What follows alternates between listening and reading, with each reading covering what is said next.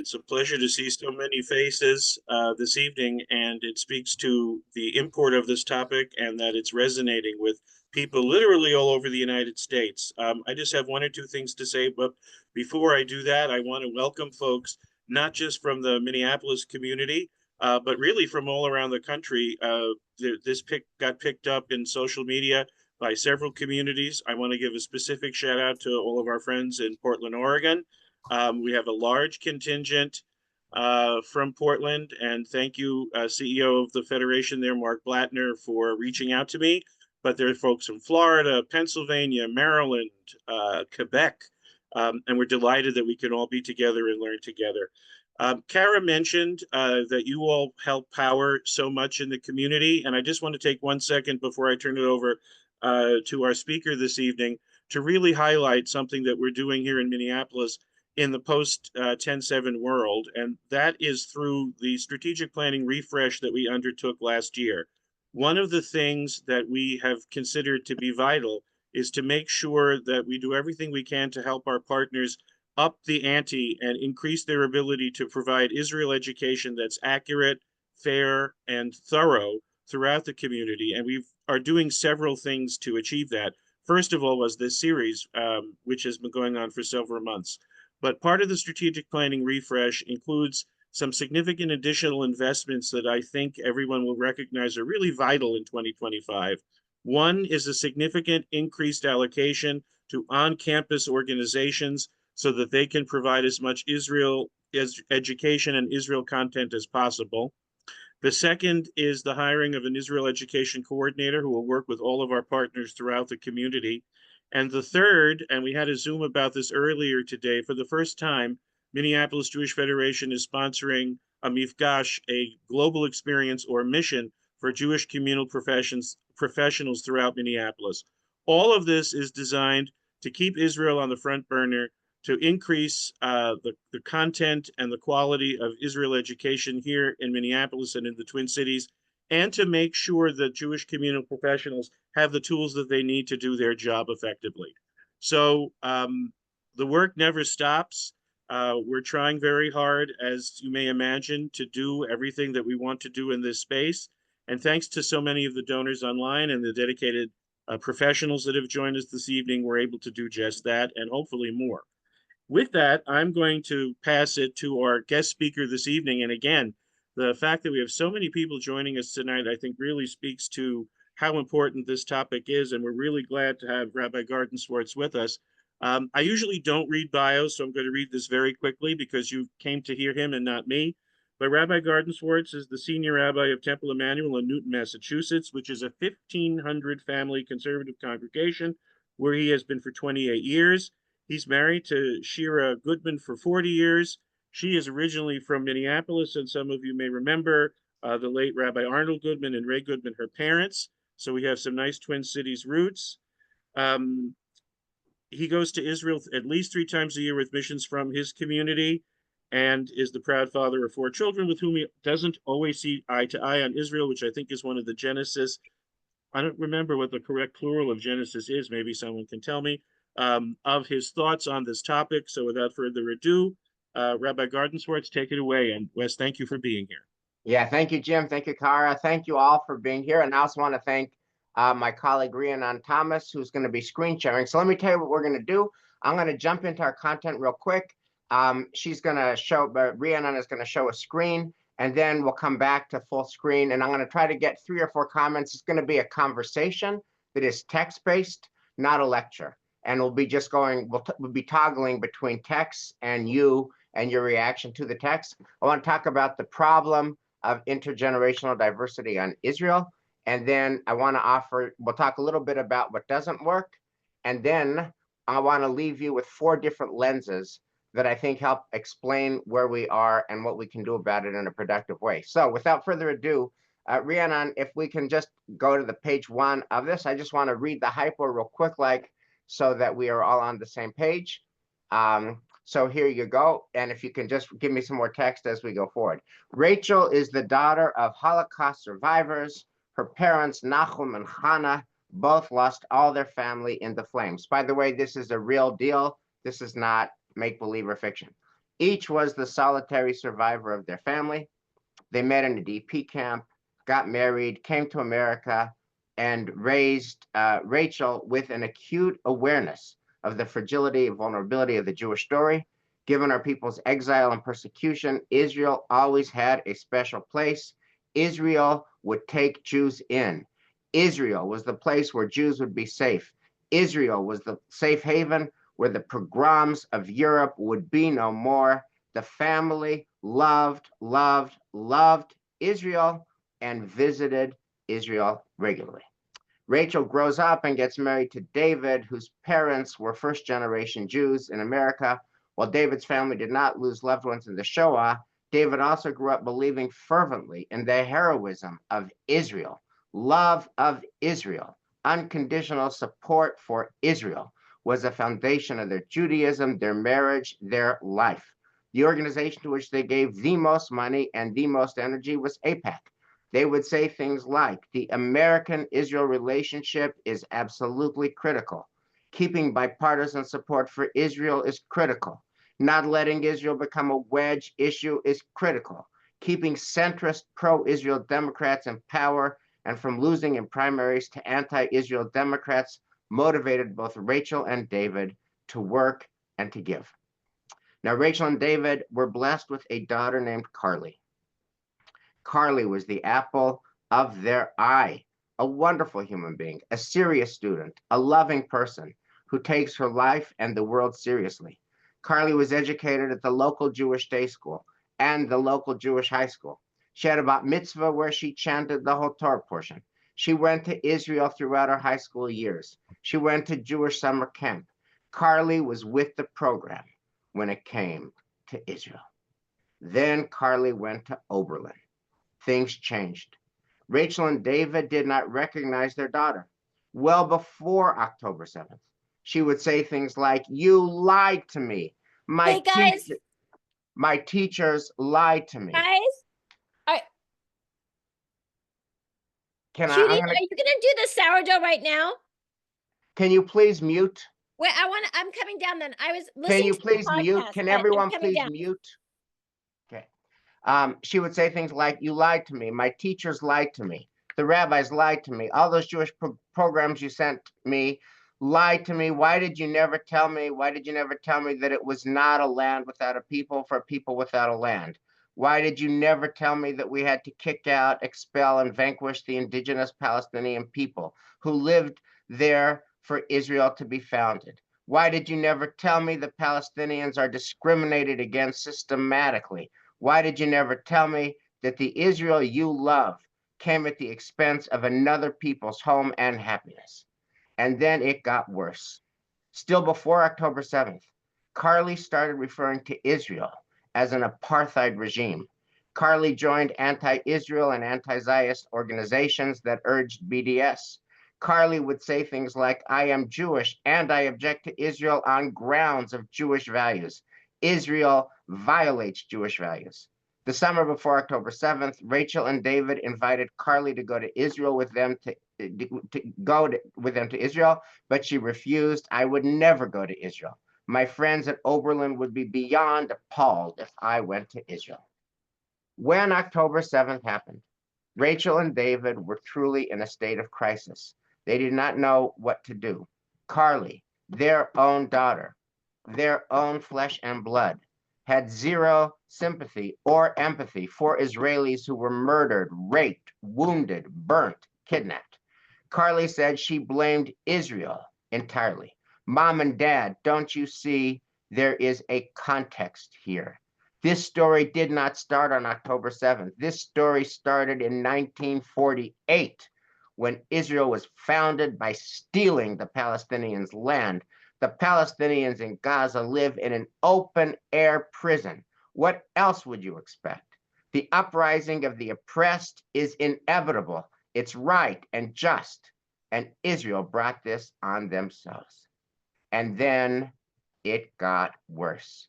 When Israel started its war against Hamas, Carly said, "Israel is committing genocide in Gaza." To which Rachel responded, "Honey, don't say that. Your Bubi Chana's family experienced genocide. They all died at Auschwitz. Your Zaidi Nachum's family experienced genocide. They all died at Auschwitz. You are the granddaughter of two survivors who lost all of their family to the Nazis. How can you possibly compare Israel's just war against its brutal attackers to what the Nazis did to our own family? Carly, I love you, but I don't even recognize you anymore. In the spring, when the encampment started, Carly was a leader of the anti-Israel encampments at Oberlin, and on Passover, for the first time ever, she did not come home for the Seders. Mom and Dad, I am leading a Free Palestine from the river to the sea Seder on the campus of Oberlin. So Rhiannon, if we can come back full screen. So first, I just want to get maybe 3 or 4 comments from people who wish to share. If this, by the way, is a real deal. These are families in my community. I'm curious about how you, in your own family or among your friends and relatives, are experiencing this generational diversity, this generational divide, and how it makes you feel. So if I can get maybe 3 or 4 comments, this is the problem part of the conversation, and then we'll get to the solution or try to get to some insight and understanding. Anyone want to share? And if the comments can be brief and to the point, because we have, thank God, a nice big crowd, and we got a lot of content. So just use your icon if you want to speak. So I have someone who says, what you shared could have been my daughter. Can I invite the person who offered that to just say a little bit more and tell us how that feels? It doesn't feel good. It's a challenge. It's difficult, and but we try to work our way through it. Mm. And have you found any things that work? I think just openness and listening helps each other, but I'm not sure we ever get to a resolution. It's almost easier not to talk about it. Right, not to talk about it. Yeah, so that's what one option is, not to talk about it and just ignore it. And it's kind of the elephant in the room. I guess I'd ask you, MPDX, does that feel helpful to just not talk about it? Like, you know about it, you disagree and passionately about things that you care about. Does that help when you don't talk about it? No. Okay, good. So I'm glad you're taking this class, because I also find, and I found in my community, it like you're tempted to ignore it, but it's like ignoring a toothache or even a heartache. It's just hard to ignore real pain. I want to offer one other thing, and then there's a few other comments. How many of you have sent to your kids a link or a speech or a video that tries to persuade them? Honey, read this article. Honey, listen to this speech. Honey, hear this testimony. And how many of you have ever had success in and how many of you have ever had your 20-something-year-old child say, oh my God, Mom and Dad, I never knew that. Now I see the world the way you do. Anyone?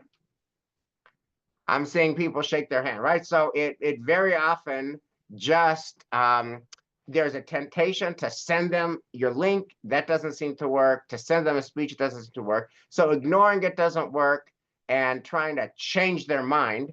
I would say this, and then I want to get a few last comments, and then we'll get to our different lenses. I think in the history of mankind, in the history of humanity, nobody's mind ever gets changed by a video link.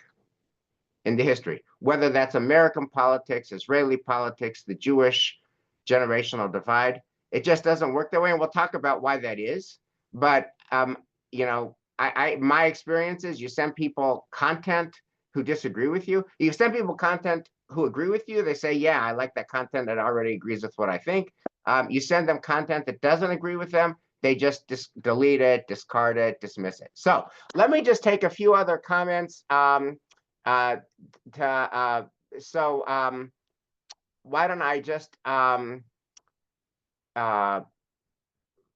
let's see. and let's see, Jessica Kushner, would you just share your experience of this generational divide, if you would?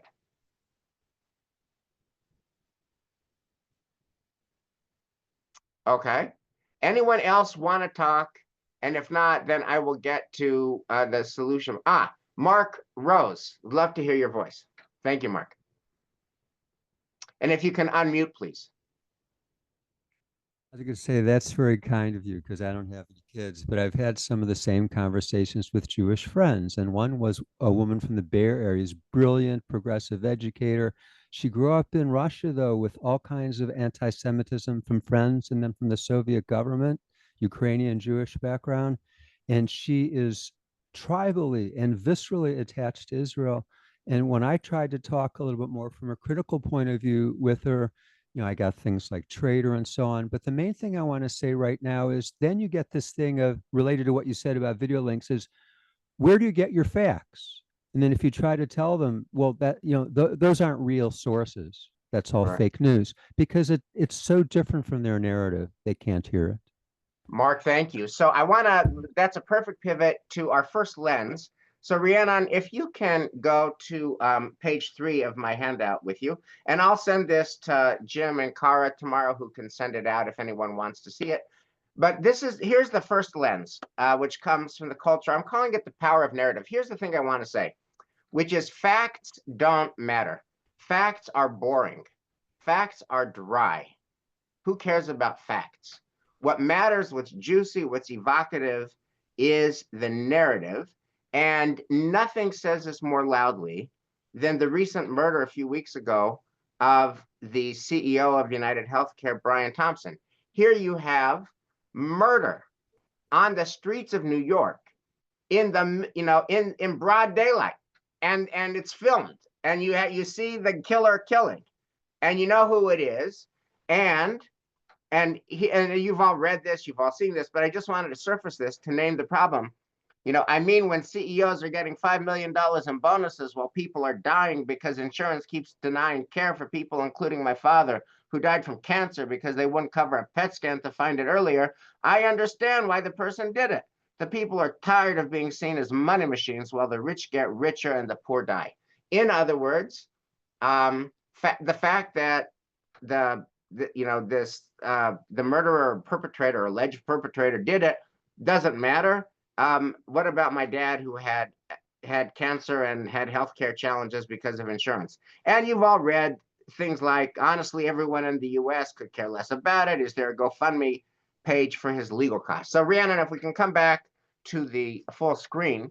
So here's one, and this is one reason why our video links and articles don't matter, because we have narratives that are just different.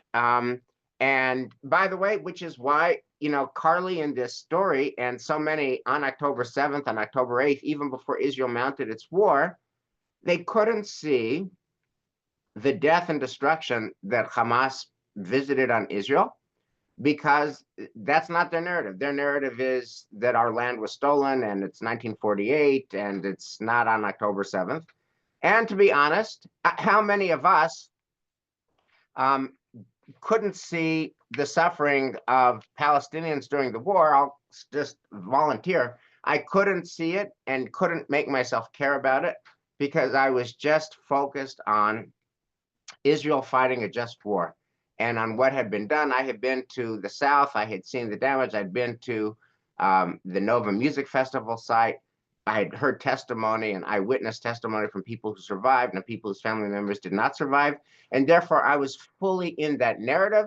And therefore, when articles would come, as they did every day and do every day, about what's happening in Gaza, it was just, I couldn't bring myself to care because I was focused on my narrative, which is the death and destruction of innocent Jews in Israel. So here's my question that I would love to invite some comment on. What narratives are your kids who are in disagreement with you, what narratives are they holding on to?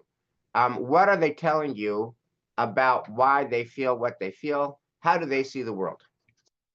Anyone want to share a word about that? Well, let me ask you a different question. How many of you have taken the time to actually invite your kids to share their rationale. How many of you have, done the hard job of listening to the narratives that are motivating them? Is that Naomi Dietz? Is that a hand?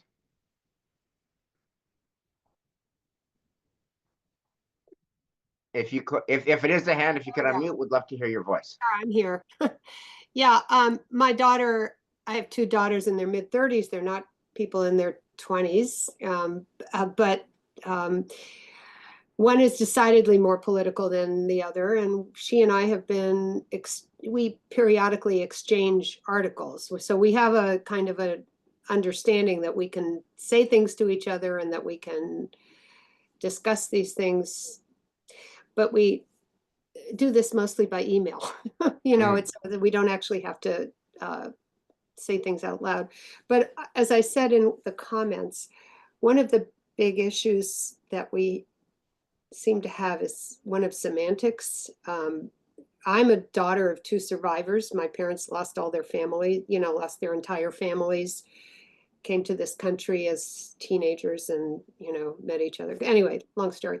But so I have a very distinct sense of what I believe genocide to be. And I don't understand how they can see it otherwise. So how do you argue that point? That's one thing I would just love to be able to. Yeah. So Naomi, this evening can't end until I engage that question, which I will. The answer is, by the way, you cannot persuade your daughters that their use of genocide to describe what Israel is doing is wrong. And and the fact that, that their grandparents and great-grandparents and mishpacha in Europe perished in the flames. I've seen this over and over again. I have multiple families that have this situation. I mean, that's why I call this Honey, Don't Say That, because those are my families at Temple Emmanuel. They're kids who lost extended family and whose grandparents survived, who are calling it genocide. And I think the starting point for our hard work, Naomi, is to acknowledge that there's nothing you can say, nothing you can do, and nothing you can send your kids, your daughters in their 30s that will persuade them. If they think it's genocide, that's what they're going to think. And then our work is to figure out, how do we live with that and still love them, right? Because they're your daughters and you love them. And so the question is, how do you live with deep, deep disagreement, painful disagreement that makes you see red? Like, what? Genocide? Like, our family is the victims of genocide. What? And how do you live with that when you cannot change that? And you cannot change that. At least not now in the current moment. And the question then is, what are our moves for living with things that we cannot change? I want to move to the page 4 and 5. I'm going to give you guys a twofer because I want to give you a title of a book that you should just go out and read. Just go out and read. This is a book by a woman named Catherine Schultz. She's a Pulitzer Prize winning writer. She wrote a book. This is by way of context. This is just so important. It's called Lost and Found. It's 3 chapters. Chapter 1 is Lost. She talks about the loss of her father, who, by the way, is a Holocaust survivor. And he lost all of his family in the Shoah. And he comes to Cleveland, and her father, against all odds, not only is a survivor, but is robust and optimistic and hopeful. And she loves him and she adores him. That's chapter 1. Lost. Found. She's a woman in her 30s. She doesn't have a partner. She wonders if she'll ever find a partner. And while her father is dying, she finds her partner, her girlfriend named Casey. They have an immediate connection. They find each other in their 30s. They get married. They have a child together, and they're incredibly happy. And so she writes this book, How Is It That I Can Lose My Father and Find My Life Partner in the Same Season of Life? And chapter 3 is all about the word and, A-N-D. And I want to just read this. This is about as profound as a paragraph as I've gotten. So Rhiannon, if we can have a little more of the paragraph so I can read this to you. And I think it's going to have some direct relevance to our conversation. Life is a perpetual and machine, reliably delivering us a mixture of things to experience all at once. It is perfectly possible in the course of any given hour to be charmed by your 9-year-old and infuriated by your 12-year-old and worried about an upcoming job interview and also worried about global climate change. This endless clamor sometimes produces difficult juxtapositions because life, like and, is indifferent to what it connects. Maybe your own personal circumstances are the best they have ever been, but your nation is in crisis. Maybe your brand new baby daughter looks just like her grandmother, but that grandmother is suffering from Alzheimer's and cannot recognize either one of you. Contrasts like these proliferate both around us and within us. You adore your brother, but he drives you crazy. You despise your ex-husband, but love beyond description the children you would not have had without him. We all have mixed experiences, mixed emotions, mixed motives, even mixed selves. And then, Rhiannon, if you can go to the next paragraph, the next page. Okay. And this is the closing of it. We know the world is full of beauty and grandeur and also wretchedness and suffering. We know that people are kind and funny and brilliant and brave and also petty and irritating and horrifically cruel. In short, we know that, as Philip Roth once put it, life is and. He meant that we do not live for the most part in a world of either or. We live with both at once, with many things at once. Everything is connected to its opposite. Everything is connected to everything. Rhiannon, if I can have the full screen. So, point 1 is that facts don't matter, it's narrative. Point 2 is that multiple narratives can both be true at the same time, and in fact, conflicting multiple narratives. Narratives that work against each other can both be true at the same time.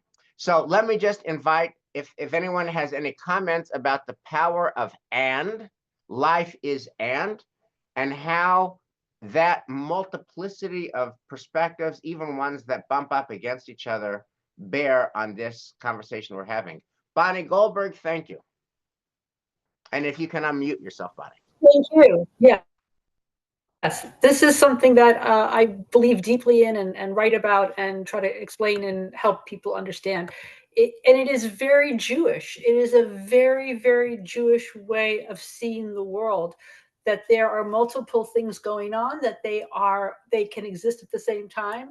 And I think I would invite everybody to consider what it is underneath. What do you fear most about your child or your people that don't agree with your perspective? What is your greatest fear underneath that? Because I think that's what's most important. It's not the details of what we believe, but what scares you, what worries you when your child says genocide is this, but you believe genocide is that. What is your fear that's going to happen because of that?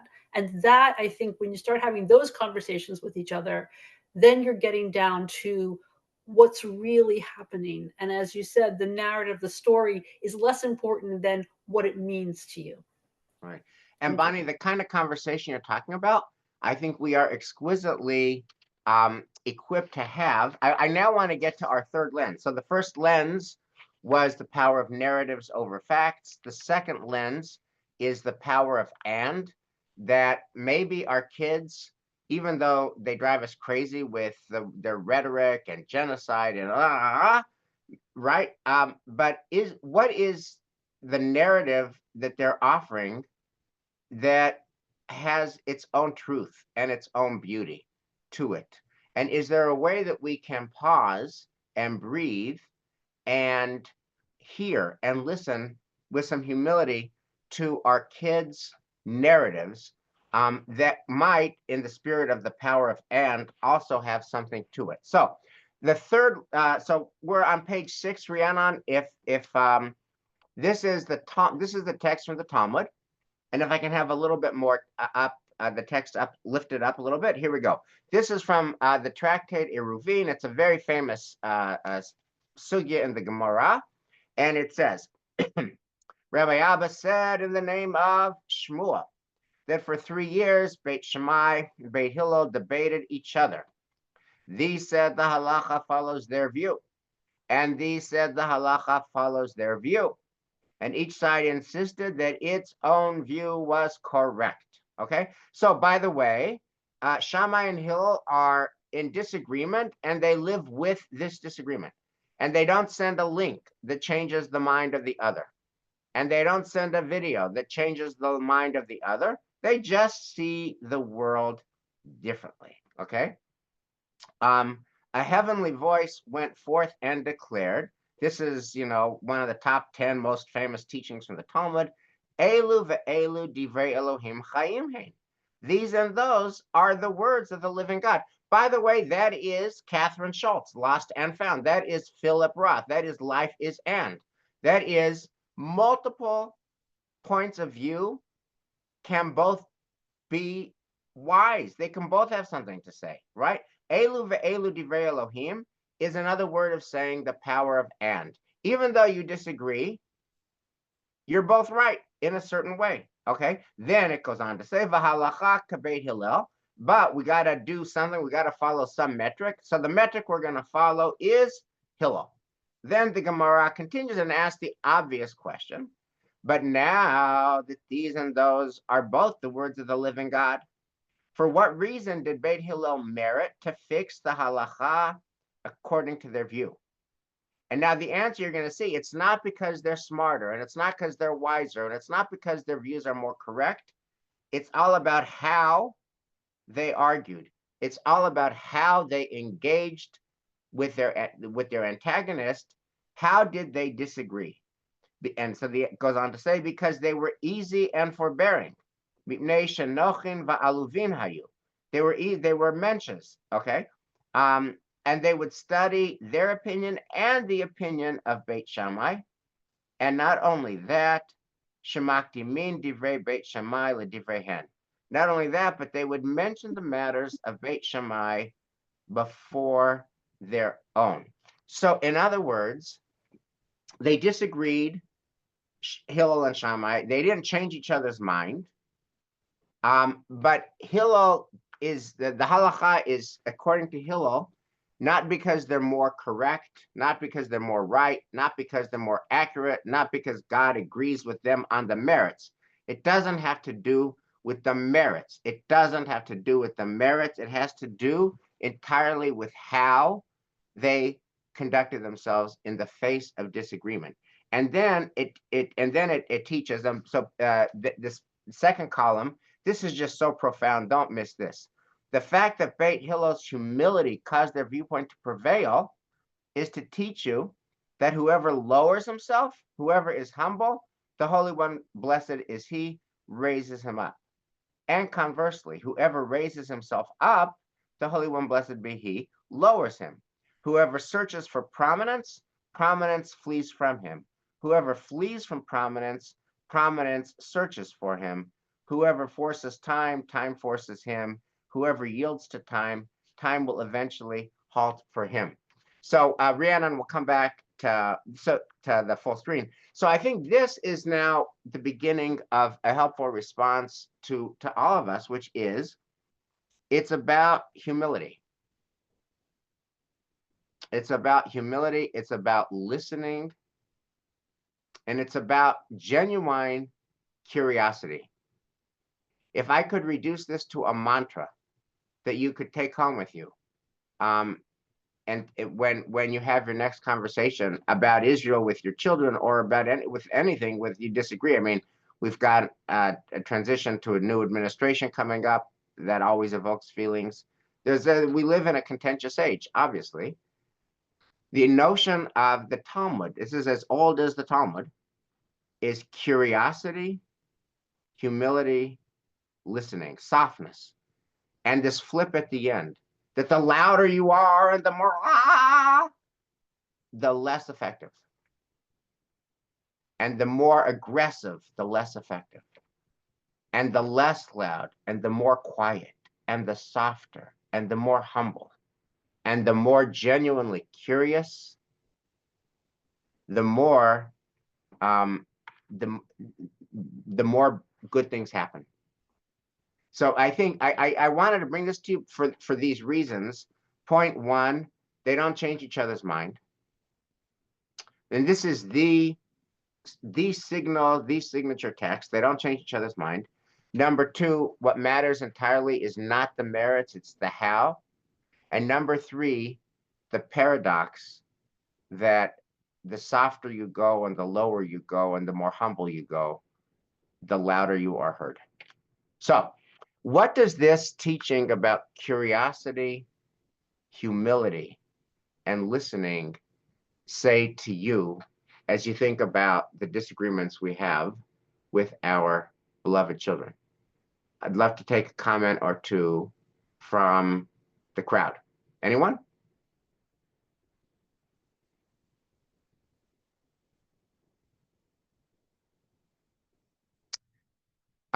Michael, thank you so much.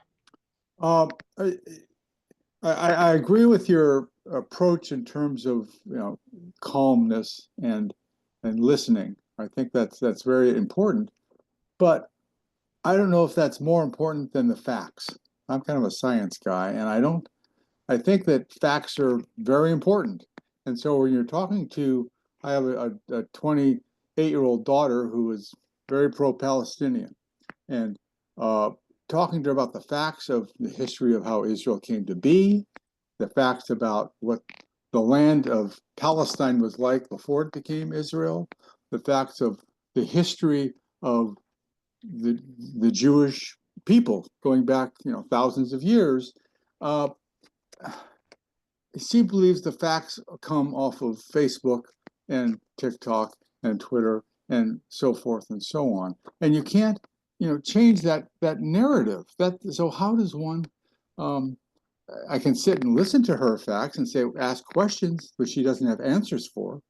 And this is such an important issue today, more than ever in my lifetime, because I was born shortly after World War II, that, we're on the verge of the most intense anti-Semitism worldwide than I've experienced in my lifetime. And the rhetoric globally is so much what I think it was like in 1930s Germany. So this is not just an esoteric kind of intellectual discussion. This is a survival discussion. Michael, I hear you. I'm with you. But I just want to add one other thing that is implicit, but let's just name it, which is based on what you've just shared. You have a 28-year-old daughter, and you might disagree on the merits with her for all the reasons you just so eloquently spoke about, just like Hillel and Shammai disagreed. But I think what we parents care about, I'll just extrapolate to this, is we want a relationship with our children. We love our children. Our children love us. And the question is, how do we continue that love in this stormy weather? How do we continue to deepen that love when it's challenged by their use of barbed language like genocide, when they don't seem to get it, when they don't, when they throw out the whole context, it doesn't start on October 7th, it was 1948, when they, from our point of view, misread or ignore or lie Jewish history, when they don't get that our survival as a people hinges on Israel's existence. See, 2,000 years of wandering and persecution and exile and blood. What part of that do you not get, dear 28-year-old daughter, right? And what I'm saying to you is, she's not going to get it in this season. And you're not going to convince her. You are not going to convince her any more than she is going to convince you. And what I think we all want to figure out is, how do we keep the love alive the relationship alive, the conversation alive. And our fourth point is going to be about the passage of time and how time can soften things. But I just think this is so, I love that you're a scientist and I love that you love facts. I'm sorry that facts don't matter in our world anymore. They just don't. It's narrative. It's not facts. That just is. I'm sorry. Maybe in science, it's still facts matter, but certainly in political issues, it's about narrative. And I think what the Hillel and Shammai texts are inviting us to do is a counter move. We might want to scream louder and talk more. And it's telling us to say to our kids, honey, tell me what you think. Tell me more. Explain to me where you're coming from. And that's a very counterintuitive move for us. The more you love Israel, it's very hard to do. But I think that is what the Eruvin text from the Talmud is asking us to do. Honey, tell me more. Because what that's about is not, you're not going to change her mind. She's not going to change your mind. You want to keep your relationship strong, hopefully for a better period. Richard Glassman. I thank you, by the way. I love this discussion. I think one of the things that we forget is, and you actually said this earlier, when you talked about you're very sensitive when you visited Israel, you went to all the places in Israel, and you weren't paying attention to what was actually going on in Gaza. Correct. So, I plead guilty to that. So I don't disagree with Michael's concept of facts matter, but there are facts on both sides. And I think so when at our Seder, one of the young people brought this up and I got emotional. So I said, I can't talk about this now. But later on, I asked him, I said, so why do you feel the way you feel? Right? Why do you feel so strongly? Because the facts that he knows as a 20-year-old man are different than the facts that I know in my 60s, right? So his facts are different than mine. He doesn't know my facts the way I've internalized them, and I don't know his facts the way he's internalized them, but he believes they're facts. He wouldn't say that what I'm saying is not true. He's just saying that the world has changed. And I agree with you completely when you say we're not going to change their mind. I think that politically, we've seen that in our country now for the last 10 years. We're not going to change other people's minds. At least half the people in the country disagree with whatever position we have, and they're not going to see our side. They're only going to see their side. So this narrative difference, I think that we live with it every single day with many, many different things, but we don't get so emotionally vested in most of the differences that we have. But this one difference, it's very emotional to us. And so I just ask that you consider that it's not that they're basing their perceptions on things that aren't factual, but they're using a different set of facts. And I agree with you. I'm never going to change my relatives who disagree with me. I'm never going to change their opinion. Right. I have been asking them for a year, why do you feel the way you feel? Thank you, Richard. Thank you. Let me take a couple more comments and then we'll go to our last text and wrap up. Emma Lugo. Yeah, I just wanted to express my appreciation for this conversation. I'm one of those children, not in the sense that I'm the child of that, but I'm one of those people who belongs to the community that's described in the perspective of the children. And I'm also deeply involved in Jewish community.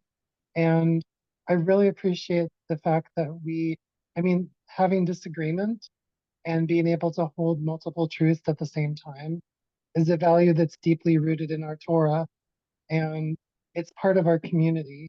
And if we can recognize that we have these different perspectives and that we're all Jews and that we all belong to the same beloved community, I think that that is a huge step forward. And this conversation has really given me a lot of hope.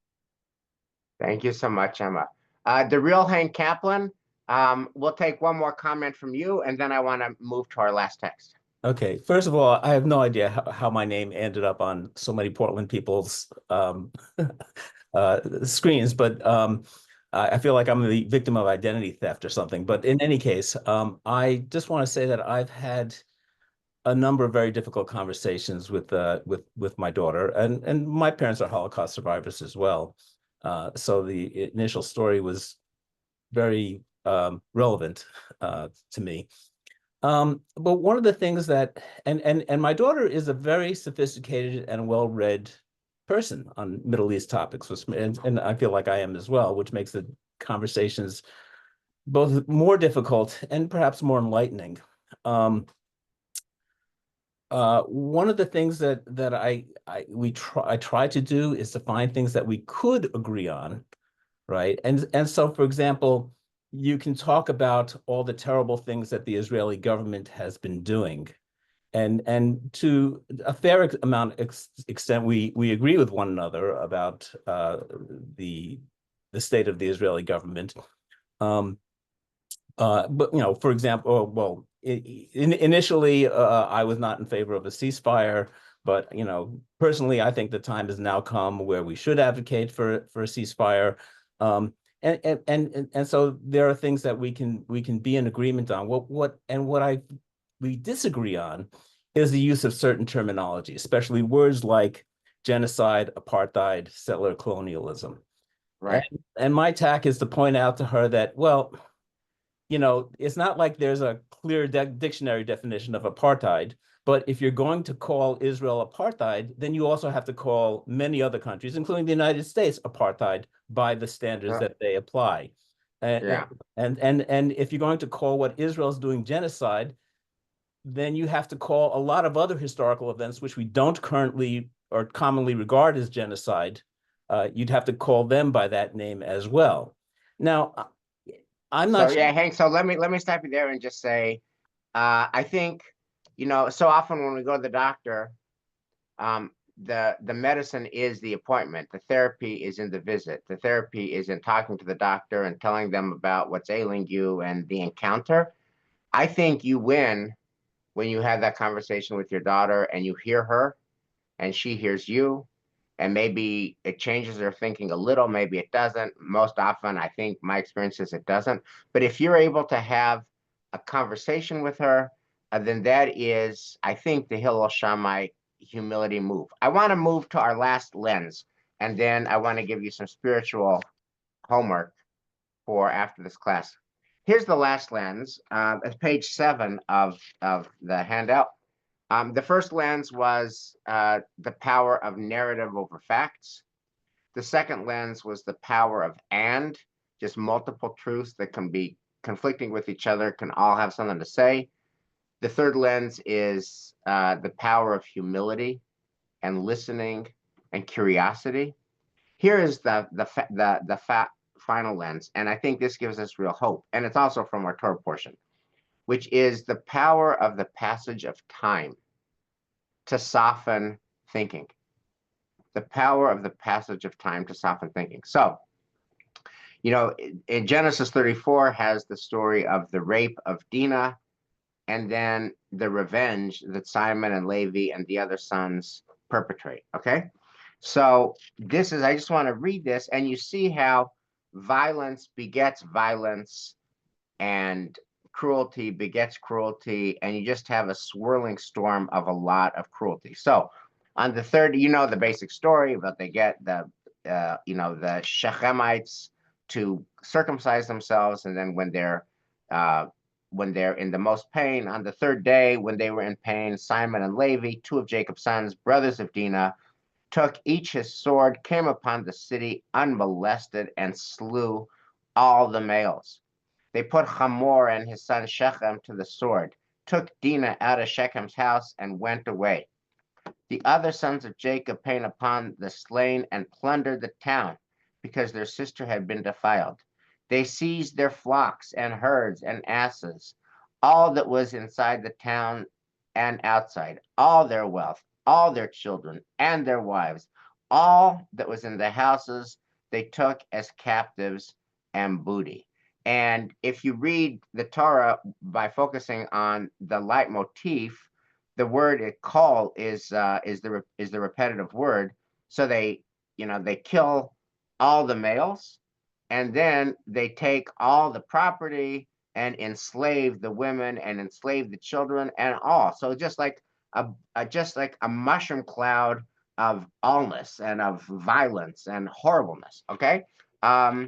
So violence begets violence, and it's by the way, this might, those of you who are text people, this just so reminds us of that chapter in the Megillat Esther, when the Jews get the upper hand in Persia, and after they kill Haman, there's a very bloody, and that's the chapter with all the numbers. They killed this many thousands of people, etc., etc.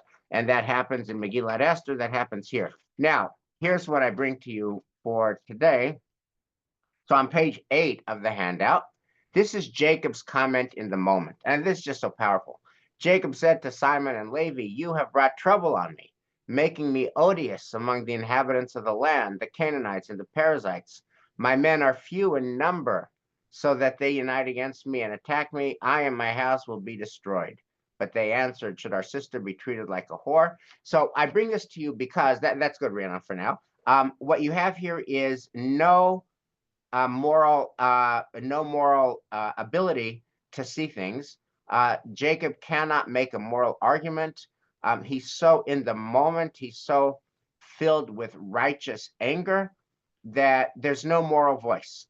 And his only concern about all of that revenge is practical. Rhiannon, if you can go to the last page. The last page of our handout is going to come on page 9 from our portion this week. So time passes, years later, and this is in our portion this week. Vayechi, Jacob is dying, and the moral critique that he could not offer in real time, he offers now. Simon and Levi are a pair. Their weapons are tools of lawlessness. Let not my person be included in their council. Let not my being be counted in their assembly. For when angry, they slay men, and when pleased, they maim oxen.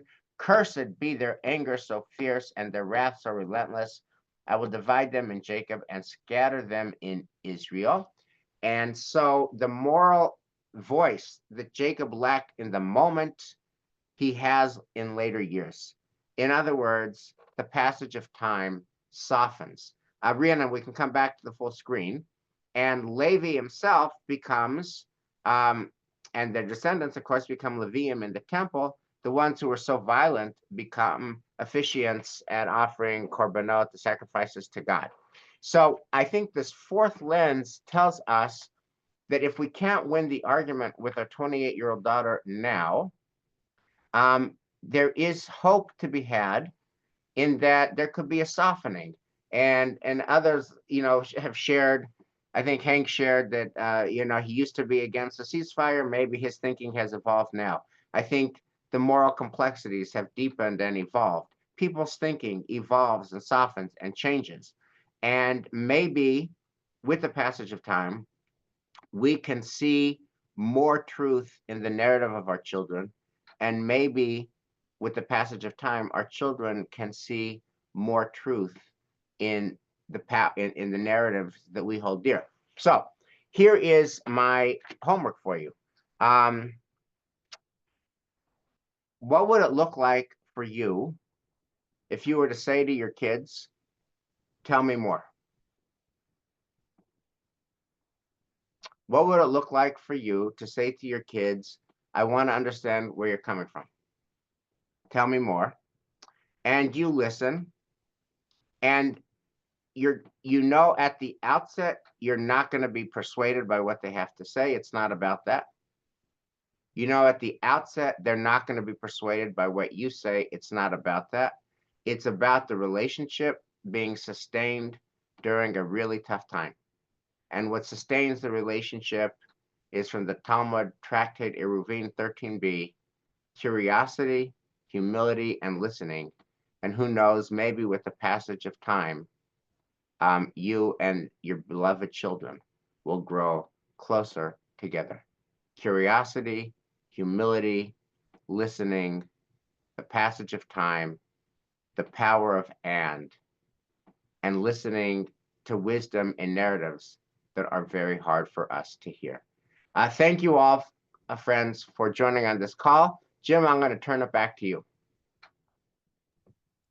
Thank you very much, Wes. Thank you, Rabbi, for sharing your words of Torah and wisdom with us. A lot to unpack here, and a lot of points of view represented by the many people who have participated, which I think is healthy for the conversation. I'll wrap it up by saying one or two things. The rabbi ended with talking about time and the ability to soften. And one of the things that I just want to say, representing Minneapolis Jewish Federation, is that one of the things that will never change over time is our unequivocal support for the state of Israel, and our adherence to facts that we recognize as being true. It's funny because I talked at the beginning of this about a lot of what we're doing in the Israel education space is to empower people with the facts. And I don't dispute with US at all the limit of dealing with facts in this age, where there's a difference between information and knowledge, and that it's often an uphill battle when there are so many resources out there that claim to be factual, that people feel that they are in possession of the facts when you in your heart know that they are not. Having said that, we are committed to making sure that everyone in our community has access to the facts and to the ability to feel comfortable in talking about Israel, defending Israel, and supporting Israel, particularly in this troubled time. At the same time, we recognize the pain that people have when they are talking with friends and loved ones who don't feel the same way. And I very much appreciate your take on the fact that speak softly and don't carry a big stick is going to be much more effective than yelling from a rooftop as far as trying to have a conversation with people you disagree with. As a Jewish communal professional and one that represents an organization with a clear point of view, I'm going to take some of this to heart as far as how to have a conversation that remains quieter, so that in the stillness our voice may be heard more, and to make sure that people that participate in our programming, even if they don't agree with the narrative that we clearly endorse and the facts that we hold dear, that they feel safe and comfortable in discussing their point of view. So I thank you for that also. Complex issues, which we cannot shy away from, and which we have not. Over the course of this Israel education series, we have heard from a variety of sources on a variety of from a variety of angles as to trying to understand Israel in the 21st century and in 2025. And the ability for folks on this call to continue to have that conversation with children and friends and relatives who don't necessarily share the same point of view, I think will only make that easier to do and to keep Israel on the front burner as we've so tried to. So, Wes, thank you very much. This was very engaging and enlightening. Thank you all for joining us from every corner of North America. And we will be in touch over the coming days, weeks, and months. Rabbi Gardenswartz has said that he will send the texts to me and to Kara, and we will disseminate them to everyone who participated in the call this evening. And with that, I wish you a good night. Thank you all so much. Lila Tov. Thank you, Wes. Thank you, Lila.